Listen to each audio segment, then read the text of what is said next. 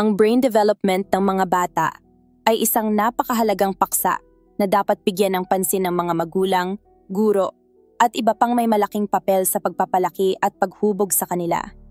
Ang utak ng mga bata ay tulad ng isang sponge na sumisipsip ng lahat ng impormasyon at karanasan sa kanilang nakakasalamuha.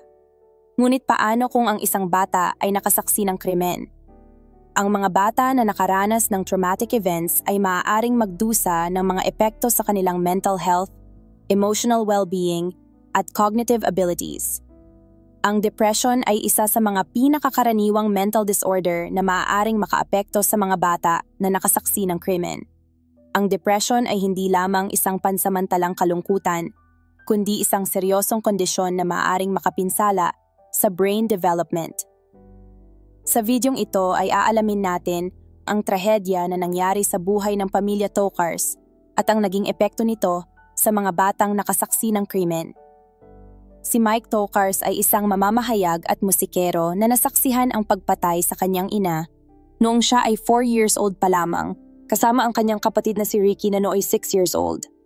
Dahil dito, sila ay pinalaki ng kanyang lolo at lola at 6 na tiyahin. Noong si Mike ay bata pa, habang pinapatulog siya ng kanyang tiyahin, ay nakita nito ang larawan ng ina ni Mike sa ilalim ng kanyang unan. Buong buhay niya ay hindi siya nakarecover sa trauma na kanyang nasaksihan. Siya ay na-diagnosed na may PTSD at depression. Sinubukan niyang mahanap ang kaligayahan sa musika at pagsusulat. Inalalayan siya ng kanyang mga kaanak na makarecover. Naging emergency medical technician si Ricky at nakakuha si Mike ng scholarship sa prestihiyosong Columbia University sa New York at nagtapos ng master's degree sa journalism. Nang makapasok si Mike sa trabaho sa Atlanta Journal-Constitution or AJC, ay isinulat niya ang nangyari sa kanilang magkapatid matapos ang trahedya na kanilang nasaksihan. Ang mga taong nakatira sa Atlanta ay hindi malilimutan ang horror sa sinapit ng magkapatid. Ito ang naging daan para makilala siya sa larangan ng journalism. Ngunit makalipas lamang ang ilang taon ay nakiusap si Mike sa Atlanta Journal-Constitution na alisin sa internet ang kwento niya dahil ito ay nagdudulot lamang ng lungkot sa kanya at sa buong pamilya. Kahit na nakasulat siya ng isang pares ng mga libro, ay nahirapan pa din siyang umangat sa mundo ng pagsusulat at kumita ng pera. Nagtrabaho siya sa New York at Los Angeles. Noong March 2020, nagpasya siyang mag-long drive mula Florida papunta sa California para mag-umpisa ng panibagong buhay. Hindi ito magandang ideya. Dahil ang year 2020 ang buong mundo ay halos nagsara dahil sa pagsulpot ng COVID-19 at nahirapan siyang makakuha ng motel, lalo na ang pag-asa na makahanap ng trabaho. Ang 4 na araw na pagmamaneho ay hindi naging maganda para sa 6 foot at 4 inches na katawan. Si Mike ay medyo tumaba, naging mabigat na naging dahilan ng kanyang panghihina. Ang isang tiyahin na nakatira sa California ay nabahala nang dumating si Mike. Dahil sa kasagsagan ng COVID-19 noon, hindi pwedeng tumuloy si Mike sa kanyang bahay dahil siya ay may cancer at pansamantalang na-quarantine. Nang puntahan niya si Mike matapos ang quarantine ay hindi maganda ang kalagayan nito. Siya ay dinala sa ospital kung saan natuklasan nila na may mga blood clot na nabuo sa likod ng kanyang tuhod. Parang nag-improve naman si Mike, ngunit ang blood clot pala ay lumipat sa baga niya. Namatay siya dahil sa pulmonary embolism sa edad na 31. Namatay siyang hinahanap ang kasiyahang binawi sa musmus niyang kaisipan. Ngunit, ano ba ang kwento sa pagkakaroon niya ng depression at PTSD? Bakit sinapit ng kanyang ina ang malagim na kamatayan?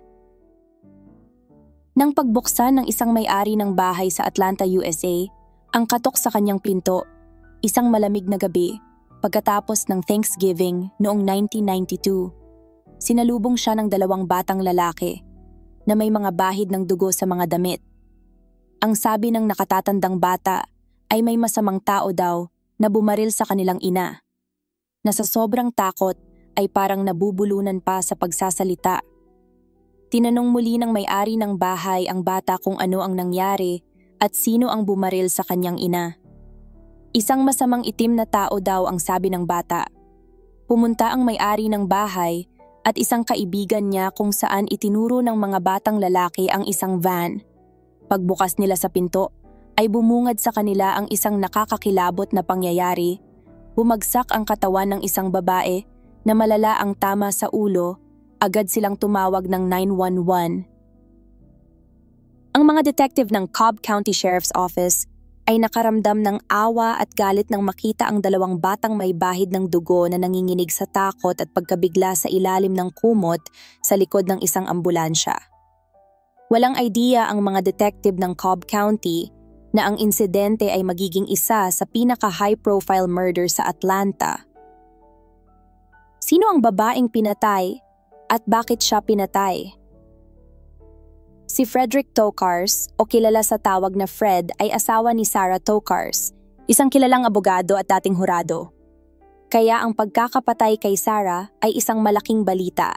Napakaraming media ang nagpuntahan, pati na rin ang mga nakakakilala kay Sarah. Ang mga detective na nagtatrabaho sa kaso ni Sarah Tokars ay natuklasan na ang biktima ay hindi ang uri ng tao na mamamatay sa isang nakaparadang sasakyan. Wala siyang masamang bisyo, walang kaaway, walang ipinagbabawal na relasyon, hindi siya kilalang gumagamit ng droga, at wala siyang kaugnayan sa kahit na sinong kaduda-duda. Naisip ng mga investigador na maaaring ito ay isang uri ng paghihiganti mula sa isang galit na kliyente ni Fred Tokars? O ito ba ay isang random na pagnanakaw kay Sarah, marahil ay may pagnanasa kay Sarah, at sa kanyang pagtanggi sa umaatake, ay binayaran ito ng kanyang buhay? Walang gaanong ebidensya ang naiwan sa crime scene. Noong 1992, ang DNA ay nag-uumpisa pa lamang na makilala sa mga paglutas ng krimen. Ang mga investigator ay kailangang magpatuloy na humanap ng mga fingerprint, ngunit wala silang nakita. Mga dugo lamang at piraso ng mga bungo ni Sarah ang naiwan. Nang simulang interbyuhin ng mga batang lalaki, nalaman ng mga investigador na si Sarah Tokars ay sinalubong ng isang lalaki bago pa man makapasok sa kanilang bahay pagka-uwi niya at ng kanyang mga anak mula sa isang bakasyon sa Florida. Naisip ng mga investigador na baka magnanakaw ang lalaki at nagulat nang makita sina Sarah. Ngunit bakit kikidnapin ng isang nagulat na magnanakaw ang isang babae at ang kanyang mga anak at pagkatapos ay babarilin ang babae? At hindi sinakta ng mga bata? Ang kwento ay naging mas kakaiba nang inspeksyonin ng isang detective ang tahanan ng mga Tokars at nalaman na ang sliding glass na pinto sa likuran ay naiwang naka-unlock. Ang security system ng bahay ay hindi din nakalock. Dumating ang pamilya ni Sarah mula sa Florida at Scotland. Ang nagdadalamhating ama at mga kapatid na babae ni Sarah ay nagbigay ng mahalagang detalye sa buhay ni Sarah.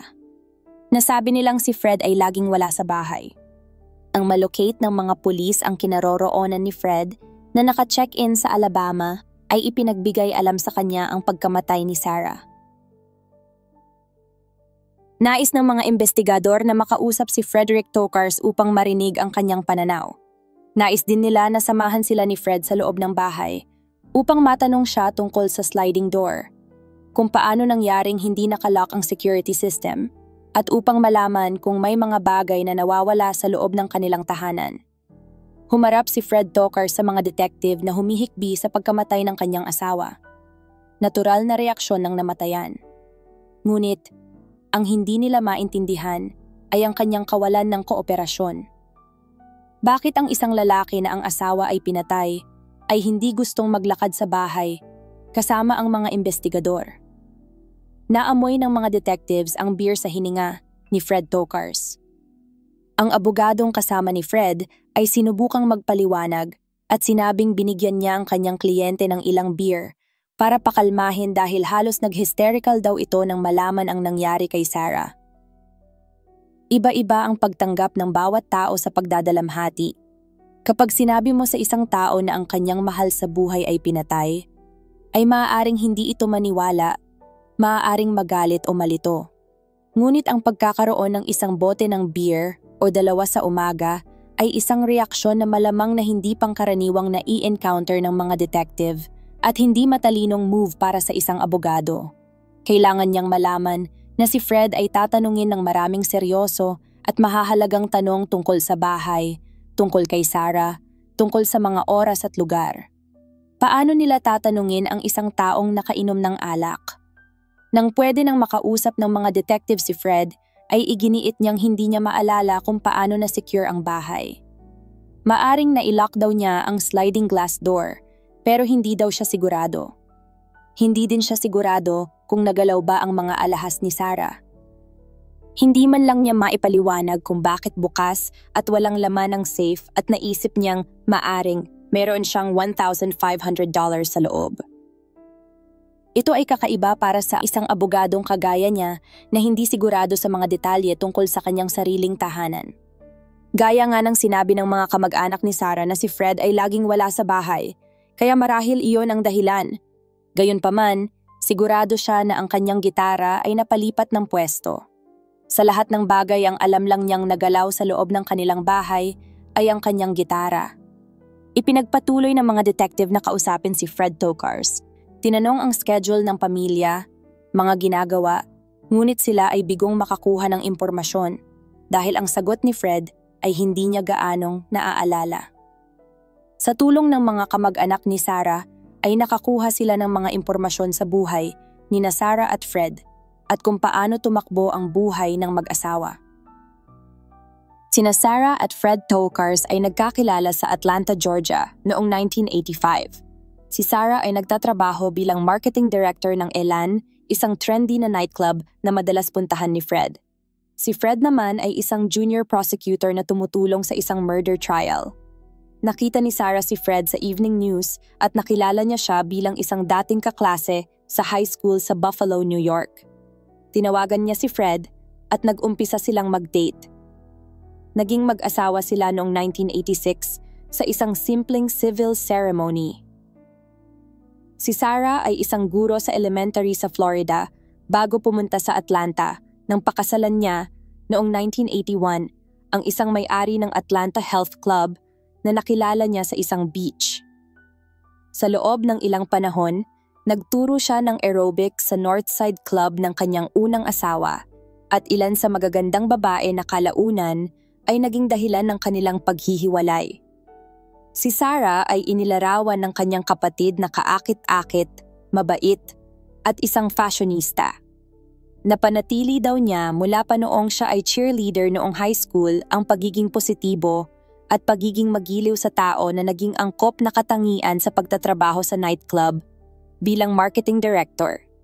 Si Fred ay dating nagtatrabaho sa opisina ng Fulton County District Attorney. Siya ay matangkad, balingkinitan, at palaging nakasuot ng salamin. Nakaugalian na rin niyang itaas ang kanyang sarili sa pananalita. Bagamat hindi pa siya kailanman nakapagpakulong ng sinuman na may kasong money laundering or computer fraud, madalas niyang ipinagmamalaki na siya ay isang eksperto sa mga larangang ito. Dahil dito, nagsimula siyang magturo sa mga night law school at mga lokal na kolehiyo, pati na rin ng accounting, tax, at mga seminar para sa mga kapulisan. Napansin ng pamilya ni Sarah na kahit kakakasal pa lamang, si Fred ay hindi maasikaso sa kanya.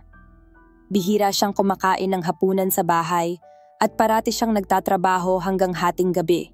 Pero, naaalala ng mga miyembro ng pamilya, kahit na madalas nawala ang kanyang asawa, mukhang masaya si Sarah. Sa loob ng ilang buwan ng kasal, nabuntis si Sarah sa kanyang unang anak na pinangalan ng Ricky. Siya at ang kanyang asawa ay bumili ng bahay sa Kings Cove, isang mayamang subdivision malapit sa eksklusibong Atlanta Country Club. Nagpatuloy si Sarah sa pagtatrabaho habang nagdadalang tao. Ngunit pagkatapos ipanganak si Ricky, noong September 1986, gusto niyang huminto sa kanyang trabaho upang manatili sa bahay at alagaan ang bata.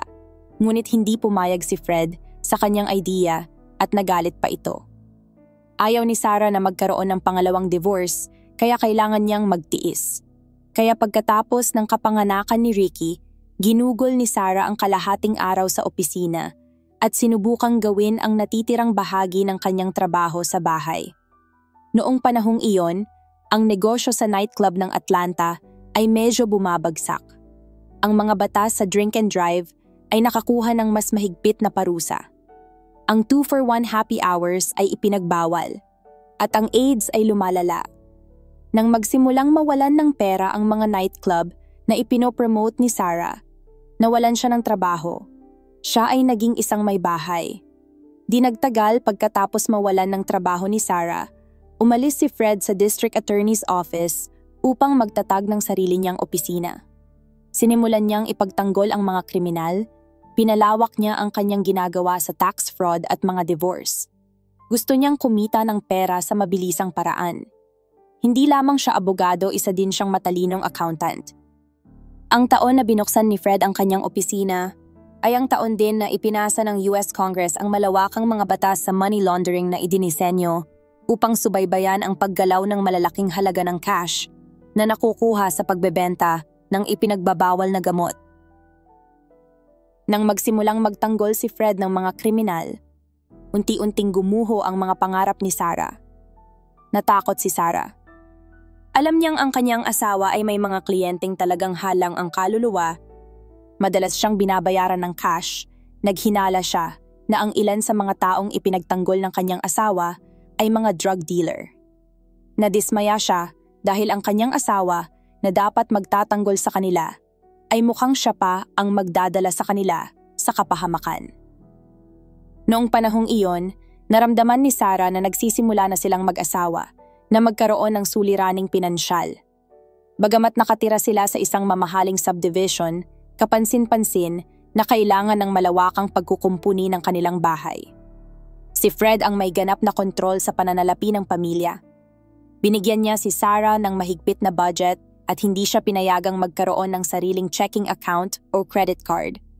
Ipinilit ni Fred na lahat ng gastusin at transaksyon ng pamilya ay dapat bayaran lamang sa pamamagitan ng cash. Tumanggi rin siyang ipaayos ang kanilang bahay at minsan pa'y sinabihan si Sarah na wala siyang kaalam-alam sa tunay na halaga ng $1. Para sa marami, maaaring ang budget na $400 a week ay hindi na masama noong 1992. Pero pahirapan itong makuha. Parating nagmamakaawa si Sarah para lamang magbigay si Fred ng budget. Para magkaroon ng sariling pera, nagtayo siya ng isang maliit na promotion, ang Sarah Ambrusco Production. Ngunit hindi pinondohan ni Fred ang business na ito na lalong ikinadismaya ni Sarah. Siya ay kasal sa isang abogado, isang lalaking ipinagmamalaki sa kanyang ama na siya ay may degree sa accounting at isang lawyer na may mga bigating kliyente ay tipid na tipid kung magbigay ng budget sa kanyang pamilya. Noon pa man ay iniisip ni Sarah na kumikita ng malaki ang mga abogado. Ngunit sa tuwing magtatanong siya tungkol sa sitwasyong pinansyal ng pamilya, ayaw pag-usapan ni Fred ang tungkol dito. Pinagbawalan pa siyang pumunta sa basement kung saan naglagay si Fred ng isang safety box na may mga mahahalagang files. Sa paglipas ng panahon, nagsimulang magrebelde si Sarah sa maliliit na paraan. Tahimik siyang nakakuha ng mga credit card sa kanyang pangalan na ginagamit niya sa tuwing tumatanggi ang kanyang asawa na bigyan siya ng pera o wala sa bahay.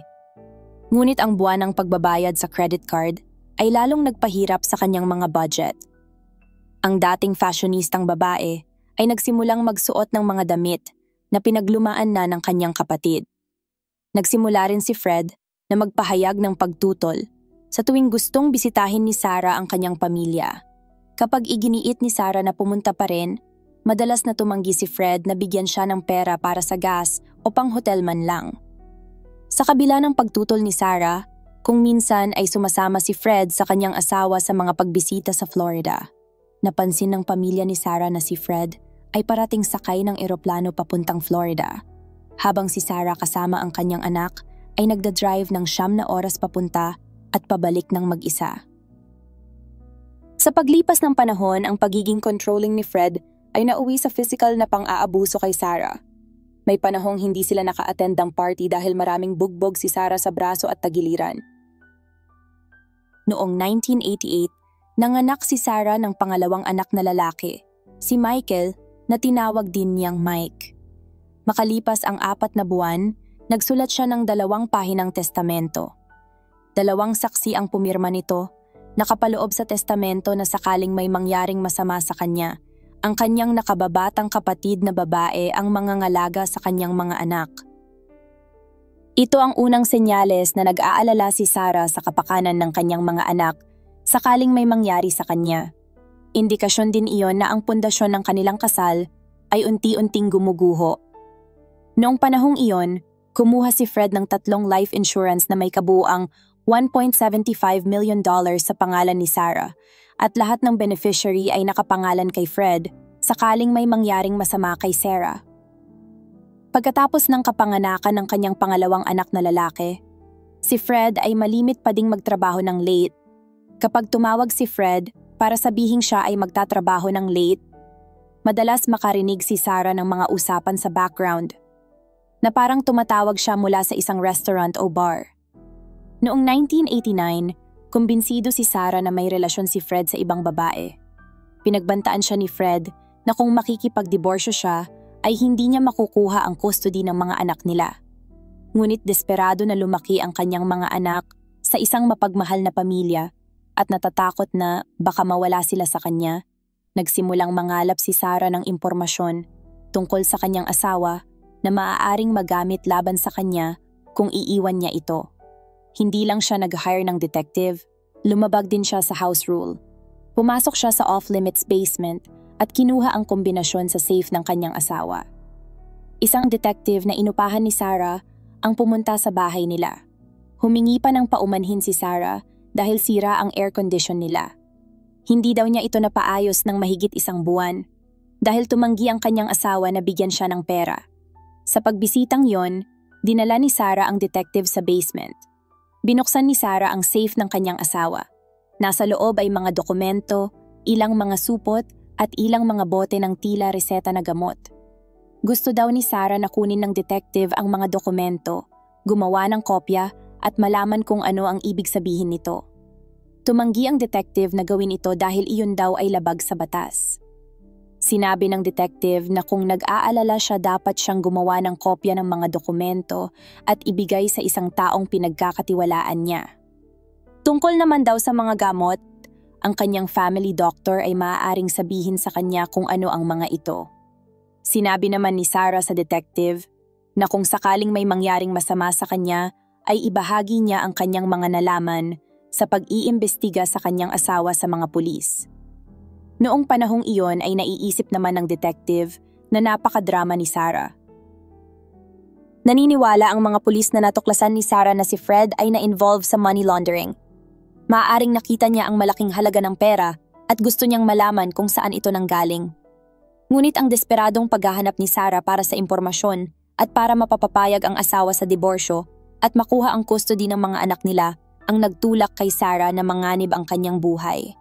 Ang hindi alam ni Sarah at ng private investigator na inupahan niya, nang buksan nila ang safe ng kanyang asawa, si Fred ay nasa watchlist na ng mga pulis dahil sa money laundering. Si Fred ay iniimbestigahan sa napakaraming bagay. Isa dito ay may kinalaman sa Parrot, isang midtown nightclub. Noong March 6, 1990, naging kasosyo si Fred sa Parrot Acquisition Corporation na nagmamay-ari at nagpapatakbo ng Parrot. Sa unang shareholder at kasunduan sa pamamahala ng kumpanya, si Fred ay nakalista hindi lamang bilang General Counsel, kundi bilang isang board member at corporation secretary. Ang kanyang mga kasosyo ay sina James Mason at Billy Carter. Mga kliyente din niya ang mga ito. Si Billy Carter ay isang dating special agent sa Georgia Bureau of Investigation na sinibak matapos siyang umamin ng guilty sa simpleng pambubugbog sa Savannah noong 1988. Si Mason ay isang lokal na nightclub entrepreneur na na-involve sa money laundering at drug trafficking. Ayon sa mga dokumento ng federal court, nang makuha ni na Carter at Mason ang Parrot, sila ay kumuha ng 2 lalaking magpapanggap na may-ari. Dahil sa kanilang mga criminal record, pinagbawalan sila ng batas sa magpatakbo ng isang club. Ang federal government ay iniimbestigahan ang Parrot nightclub dahil naniniwala sila na pera mula sa mga illegal na gawain ang ginamit sa pagbili at pagpapatakbo ng naturang nightclub. Noong 1991, nagbitiw si Fred sa kanyang mga corporate posts sa Parrot Acquisition Corporation, isang aksyon na kanyang ginawang formal matapos siyang pangalanan sa isang civil case na kinasasangkutan ni Mason at ng club. Siya ay pinalitan ni Julius Klein, isang drug dealer ayon sa federal government. Isa siya sa ginamit ni Mason at Carter upang bilhin ang Parrot. Lahat ng 3 lalaki ay mga kliyente din ni Fred. At nang magsara ang Sneakers in Marietta, Isa pang club na na-promote ni Sarah, ito ay muling binuksan ni na Mason at Klein. Sa lahat ng mga nangyayari sa buhay ng mag-asawa at kahit na may natuklasan si Sarah, hindi magawa ni Sarah na iwan ang asawa at ang kanyang mga anak ay ang kanyang buhay. Gayunpaman, nanatili siyang hindi mapalagay, nababalot ng matinding takot tungkol sa mga kliyente ng kanyang asawa. Ipinagtapat niya sa isang kapitbahay at sa kanyang kapatid na babae na hinimok niya ang kanyang asawa na maglagay ng alarm sa bahay dahil madalas siyang mag-isa sa gabi kasama ang kanyang mga anak na lalaki. Nagrereklamo siya na hindi man lang ayusin ng kanyang asawa ang sirang lock sa sliding glass door. Sa kabila ng mga nangyayari, nagpasya si Sarah na gagawin na lang niya ang kanyang makakaya. Siya ay mabubuhay kasama ng mga anak at pagtutuunan sila ng pansin. Ini-enroll niya ang mga batang lalaki sa isang Catholic grade school, kung saan nagboluntaryo siya bilang isang teacher's aide ng ilang beses sa isang linggo. Isa siyang dating guro sa elementarya, mahal na mahal ni Sarah ang mga bata at nakakuha siya ng lakas mula sa mainit na pagtugon ng kanyang sariling mga anak at mga kasamahan sa paaralan. Ipinagpatuloy din ni Sarah ang kanyang paminsan-minsang pagpunta sa Florida upang dalawin ang kanyang pamilya. Unti-unti, sabi ng kapatid niyang si Chrissy, nagsimulang magsabi si Sarah tungkol sa pagbabalik sa trabaho. Isinuggest naman ni Fred na magtrabaho siya para sa kanya, ngunit nag-alangan si Sarah. Gusto niya ng dagdag na pera para sa kanyang sarili, pero gusto din niya ang kalayaan. Noong November 29, 1992 bandang 10 p.m., papasok si Sarah at ang kanyang mga anak sa garahe. Si Mike, ang bunso, ay natutulog sa likurang upuan. Bumaba si Sarah ng sasakyan, kasama si Ricky at ang kanilang asong si Jake. Marahil ay kinakapkap pa niya ang kanyang mga susi, nang pagbukas niya ng pinto ay nasa loob ng bahay ang isang itim na lalaki na nakasuot ng tobogan at tinutukan si Sarah ng shotgun. Nagsimulang tumahol si Jake. Sinipa ng itim na lalaki ang aso at pinilit na bumalik sina Sarah at Ricky sa loob ng sasakyan. Sumakay ang lalaki sa backseat sa likod ni Sarah, sa tabi ng natutulog nitong nakababatang anak. Itinapat nito ang baril sa ulo ni Sarah at inutusan siyang magmaneho. Nakiusap si Sarah na wag silang sasaktan. Mga kalahating milya mula sa bahay ng mga Tokars, inutusan ng lalaki na lumiko si Sarah sa isang madilim na kalye. Noon ay nagising na ang kanyang nakababatang anak na si Mike at nagsimulang hilahin ang manggas ng damit ng itim na lalaki. Nakiusap si Sarah na wag sasaktan ng mga bata. Desperadong inialok ni Sarah ang kanyang bag at pagkatapos ay nakiusap sa kanya na umalis. "Maaari mong dalhin ang kotse," sabi niya. Ang putok mula sa shotgun ay sumalo sa likod ng ulo ni Sarah. Habang siya ay nakadapa sa manibela ng kotse, ang motor nito ay tumatakbo pa rin, gumulong sa kalsada at huminto sa isang kalapit na bukid. Puno ng dugo ng kanyang ina, inabot ni Ricky ang susi. Huminto ang makina. Hinila niya ang kapatid mula sa likurang upuan. Umiiyak sila. Hinawakan niya ang kamay ni Mike habang tumatakbo sila sa isang bukid patungo sa kalapit na bahay para humingi ng tulong. Gusto niyang may tumawag sa kanyang lolo. Ang kanyang lolo ay isang doktor na magpapagaling sa kanyang ina. At ipinaalam na nga kina Fred at sa mga kamag-anak ni Sarah ang masamang balita. Ang mga kasosyo ni Fred sa negosyo at mga kliyente ay inimbestigahan. Kahit na ang mga ito ay may mga criminal record ay hindi nila maikonekta sa pagpatay kay Sarah. Hanggang sa lumutang ang pangalan ni Lawrence. Wala pang 3 linggo matapos ang pagpatay kay Sarah, inaresto ng pulisya si Eddie Lawrence. Si Lawrence ay isang business associate ni Fred Tokars. Si Fred ay nag-alok ng $25,000 kay Lawrence para patayin si Sarah sa kanilang bahay at gawing mukhang pagnanakaw. Lumabas sa investigasyon na pinahiram siya ni Fred ng $70,000. Ang mga negosyong pagmamay-ari nilang dalawa ay nagkaproblema sa pera, kaya nabaon siya sa utang kay Fred. Si Lawrence ay nahaharap sa mga kasong kriminal para sa pag-issue ng mga peking tseke. Sinabi ng mga impormante sa pulisya na bago ang pagpatay kay Sarah, si Lawrence ay naghahanap ng isang hitman. Sa isang formal na pahayag sa pulisya, itinanggi ni Lawrence ang pagpatay kay Sarah, o paglahok sa kanyang kamatayan. Sa loob ng isang linggo ng pag-aresto kay Lawrence, isang lalaki ang lumapit sa pulisya ng Cobb County na nagdadawit sa pangalang Curtis Rower. Siya ang kasintahan ng kapatid ni Rower, na nagtrabaho para kay Eddie Lawrence. Inalok siya ni Lawrence ng $5,000 para sa pagpatay, ngunit tinanggihan niya ito, pero tinanggap ni Rower. Si Curtis Alfonso Rower, isang 22 years old na drug addict. Mayroon siyang record ng maliliit na krimen. Mayroon din pagnanakaw ng kotse, kung saan siya ay nasa probation, ngunit wala siyang record ng pagpatay.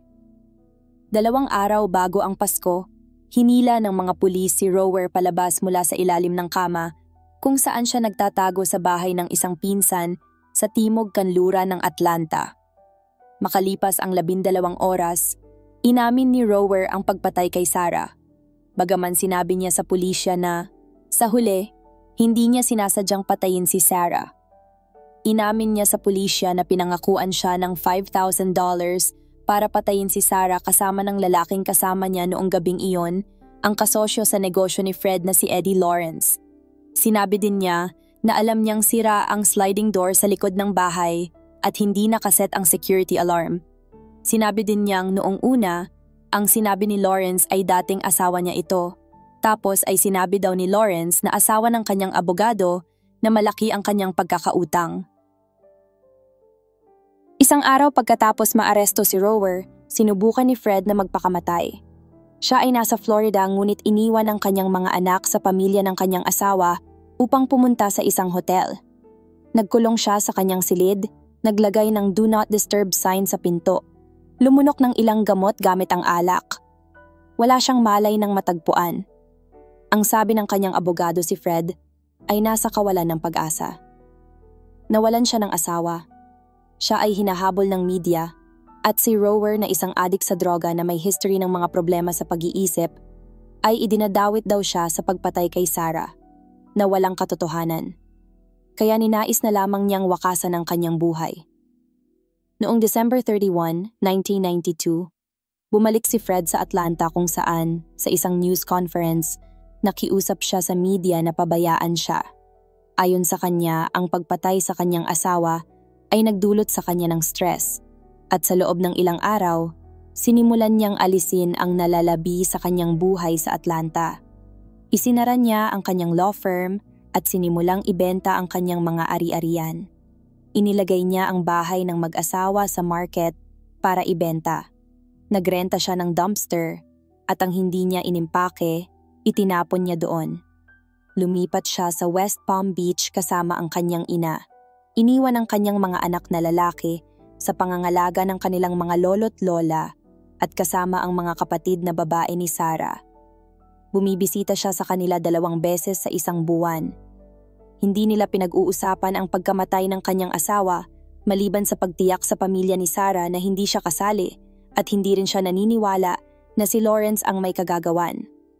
Nakipagkita siya sa isang counselor, sinabi niya sa mga ambrusko na sinabi daw sa kanya ng counselor na, "Start looking forward, not to look back, and not to discuss it with anybody."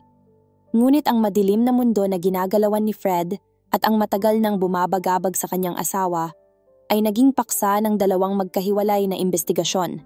Habang natutuklasan ng pulisya ng Cobb County ang relasyon ni Fred kay Lawrence, nakasama si Rower na kinasuhan ng pagpatay kay Sarah, natuklasan naman ng isang federal grand jury ang mga relasyon ni Fred sa mga lalaking may involvement sa mga drug trafficking at kanilang frontmen. Kung ang patuloy na pag-iimbestiga ay magkakasunod o hindi ay hindi malinaw. Sinabi ni Cobb District Attorney Tom Charon na maaaring maraming taon bago lumabas ang buong katotohanan sa likod ng pagkamatay ni Sarah. Siya niya ay handang maghintay, ngunit ang iba ay hindi. Simula ng kanyang kamatayan, si Sarah Tokars ay naging isang cottage industry. Halos lahat ng nakakakilala kay Sarah o pamilyar sa kaso ay tinawagan ng mga agent at producer ng Hollywood na handang bumayad, makakuha lamang ng mga impormasyon at maipalabas ang buhay ng pagkamatay ni Sarah. Halos walang exempted. Ang kanyang mga magulang, ang kanyang mga kapatid na babae, ang kanyang asawa, ang mga reporter na nagulat ng kwento, ang pulisya, ang abogado ng distrito, ang dating kasosyo ng kanyang asawa, ang abogado ng diborsyo, at ang pribadong investigador kung saan humingi ng tulong si Sarah. Pumirma ang ABC ng deal para sa pelikula sa telebisyon. Si Sarah ngayon ay kilala hindi para sa kung sino siya, ngunit para sa kung paano siya namatay. Sinabi ng pulisya na namatay si Sarah sa pagliligtas sa kanyang mga anak. Tinanong daw ni Lawrence si Fred Tokars kung paano ang dalawang bata kung mamamatay si Sarah. Ang sagot daw ni Fred ay mga bata pa sila, kaya malilimutan pa nila ang mga mangyayari. Lumabas sa investigasyon na nang gabing mapatay si Sarah, si Lawrence ay nakaabang sa di kalayuan at minamaneho ang getaway vehicle na sinakyan ni Rower. Nang mabaril ni Rower si Sarah ay natatarantang tumalon sa sasakyan, kaya ang mga bata ay naiwan sa loob na hindi nasaktan. Ipinapatay ni Fred si Sarah Tokars dahil natuklasan ang kanyang mga ilegal na gawain bilang isang abogado na nasasangkot sa counterfeiting, money laundering at drug trafficking at pinagbantaan siyang isusuplong sa mga pulis. Si Lawrence, Tokars at Rower ay nahatulan ng pagkakasala sa pagkamatay ni Sarah. Si Lawrence ay nakipagkasundo sa mga autoridad at nagtestigo laban kay Tokars at Rower kapalit ng mas mababang sentensya. Siya ay nakulong ng 12 taon at pinalaya noong 2005.